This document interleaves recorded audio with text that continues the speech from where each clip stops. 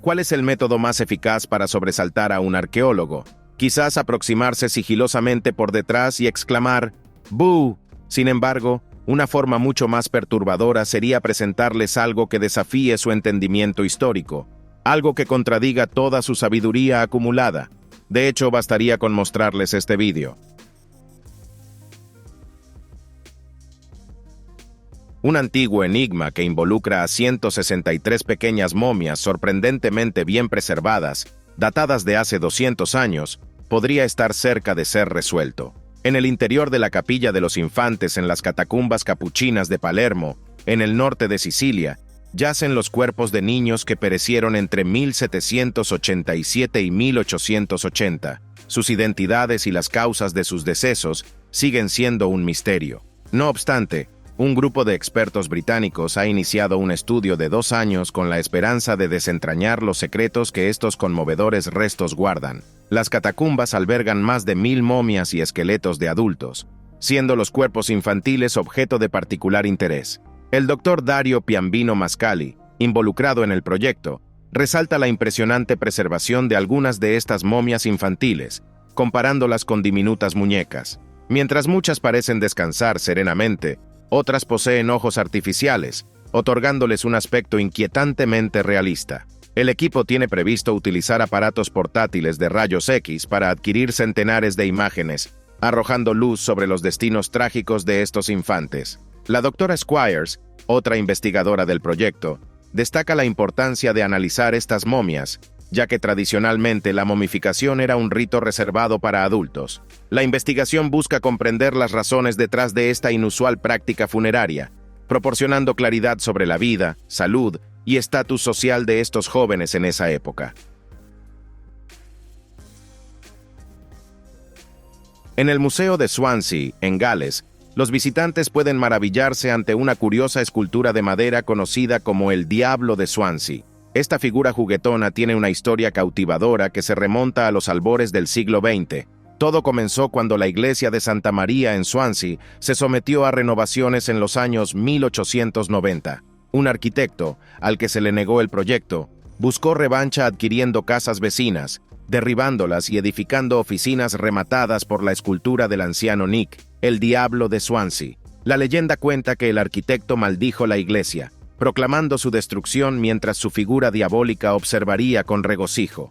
La profecía pareció cumplirse durante la Segunda Guerra Mundial, cuando los bombardeos alemanes arrasaron gran parte de Swansea, incluyendo la iglesia de Santa María. No obstante, el edificio que albergaba a Nick el Diablo permaneció indemne, desafiando el caos. Después de años en el olvido, el Diablo de Swansea fue redescubierto en la década de 1980 en un garaje en Gloucestershire. Posteriormente, fue restituido a Swansea, donde surgió una campaña pública para que la estatua diabólica volviera a dominar la vista de la iglesia de Santa María. A pesar de ciertas resistencias, el Diablo de Swansea encontró un nuevo hogar en la plaza comercial Quadrant y más tarde en el Museo de Swansea. En la región checa de Moravia, perdura una excepcional colección de momias que ha cautivado durante años a antropólogos de la Universidad Masaryk en Brno. Si bien no son tan antiguas como las momias egipcias, estos cuerpos esmeradamente conservados brindan valiosos insights científicos. La cripta capuchina en Brno alberga los restos de frailes de los siglos XVII y XVIII, colocados directamente sobre la tierra, sin la protección de ataúdes. Tal práctica refleja la filosofía de la orden capuchina, enraizada en la simplicidad y en la renuncia a los bienes materiales. El sofisticado sistema de ventilación de la cripta, junto con la composición favorable del suelo, favoreció la sorprendente momificación de los cuerpos, generando un constante interés científico. El Departamento de Antropología de la Universidad Masaryk se encuentra profundamente comprometido en el estudio de estas momias. La profesora adjunta Peter Urbanova y su equipo investigan el fenómeno de la momificación, utilizando tecnologías vanguardistas, como imágenes tridimensionales y escaneos, para revitalizar virtualmente a las momias. Una figura destacada allí inhumada es el barón Franz von der Trank, quien buscó la redención con la ayuda de los frailes capuchinos tras una vida de desatinos. Al reconstruir la momia del barón en realidad virtual, Los visitantes pueden sumergirse en una experiencia interactiva que da un nuevo aliento a esta fascinante personalidad histórica.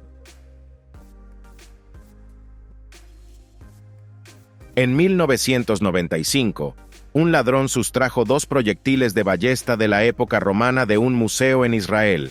En 2015, las esferas fueron devueltas acompañadas de una carta del delincuente, disculpándose por su acto y argumentando que las esferas solo le trajeron desdichas. El maleante anónimo incluso adjuntó una advertencia para futuros saqueadores, proclamando: «Por favor, no hurtéis antigüedades». Estos artefactos, proyectiles pétreos con aproximadamente 2000 años de antigüedad, fueron sustraídos de un museo en Garland Heights y posteriormente retornados al Museo de Culturas Islámicas y del Cercano Oriente en Beersheba. Son armas similares a las que los romanos empleaban para disparar contra las tropas enemigas que defendían las murallas, facilitando el avance de los arietes. Se han hallado varios miles de estos proyectiles de ballesta en la Reserva Natural de Gamla. Por lo tanto, no son ni escasos ni particularmente preciados.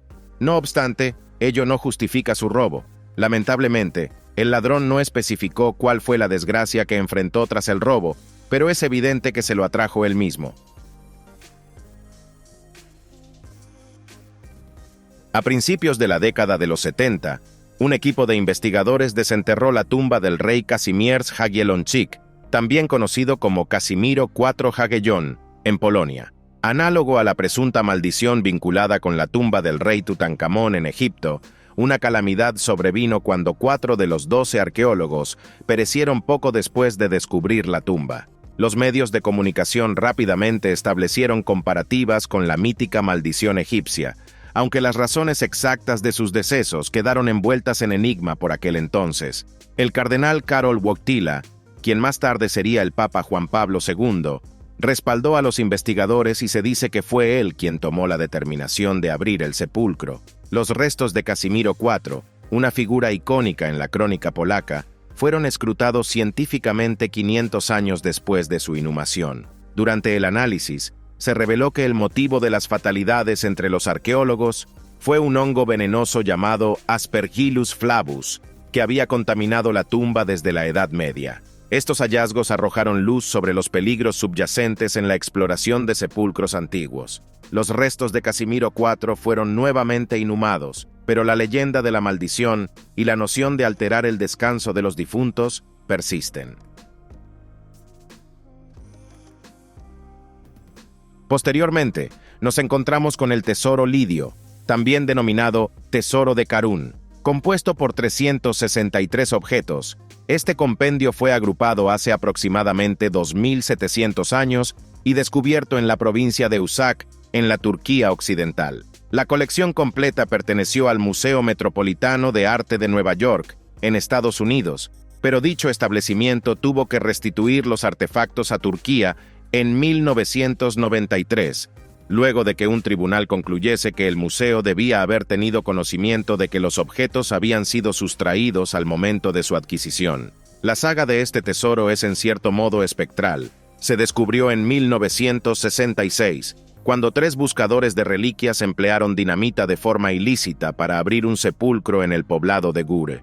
Despojaron el sepulcro y comercializaron todos los objetos en el mercado clandestino, obteniendo más de $1 millón en el acto. Los aldeanos sostienen que perturbar el sepulcro desató una maldición y que los 3 saqueadores perecieron en circunstancias enigmáticas poco tiempo después. No existen pruebas fehacientes que respalden dicha aseveración. Independientemente de su genuina narrativa, el controvertido tesoro se exhibe ahora en Turquía, en el Museo de Arqueología de Uşak. Probablemente sea un revelador reflejo de nuestra naturaleza humana el hecho de que algunas de nuestras invenciones más imaginativas e innovadoras hayan sido armas o instrumentos de tortura. Es arduo concebir algo más ingenioso y a la vez tan atroz como el toro de bronce. Quien fuera encerrado en tal artefacto estaba destinado a ser literalmente cocido vivo. El toro de bronce fue concebido por un escultor de nombre Perilaus para un tirano llamado Fálaris, que dominó a Kragas hace poco más de 2500 años.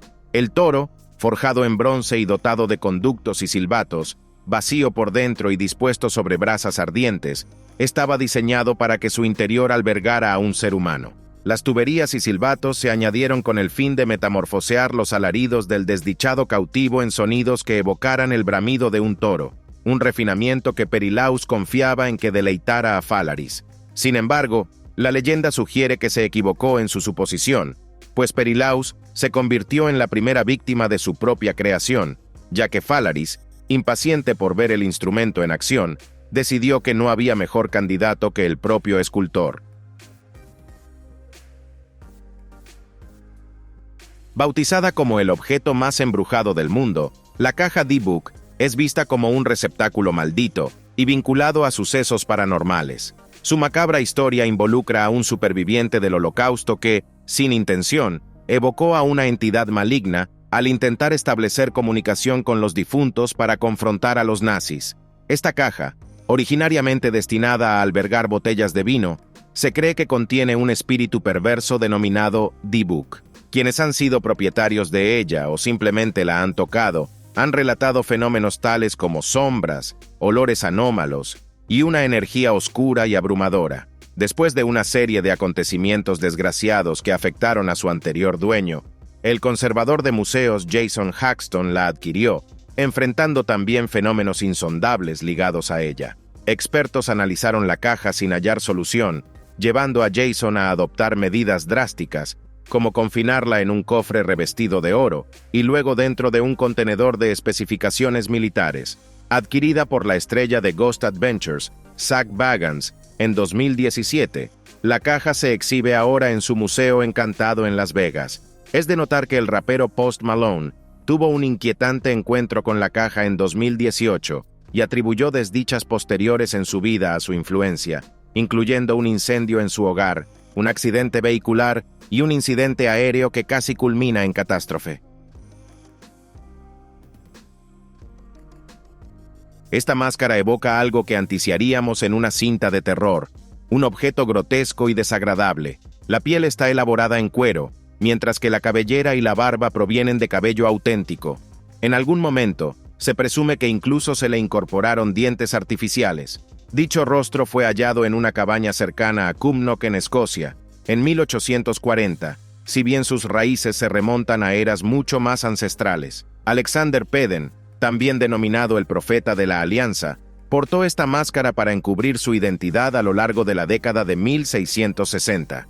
Antes de su hallazgo en 1840, se estima que se conservó entre los linajes Peden por generaciones. Peden tuvo la desdicha de ejercer como ministro durante la restauración del rey Carlos II, un tiempo de virulenta persecución religiosa para aquellos que se desviaban de la fe oficial. Llegó a ser el hombre más buscado en Escocia, pero contra todo pronóstico, logró seguir proclamando su fe a su congregación valiéndose de esta máscara. Incluso la utilizó al desplazarse a Irlanda para persistir en la divulgación de su mensaje. Asombrosamente, su táctica resultó ser efectiva. El gobierno jamás logró apresarlo, y Peden acabó sucumbiendo a causa de su avanzada edad y el desgaste de su salud.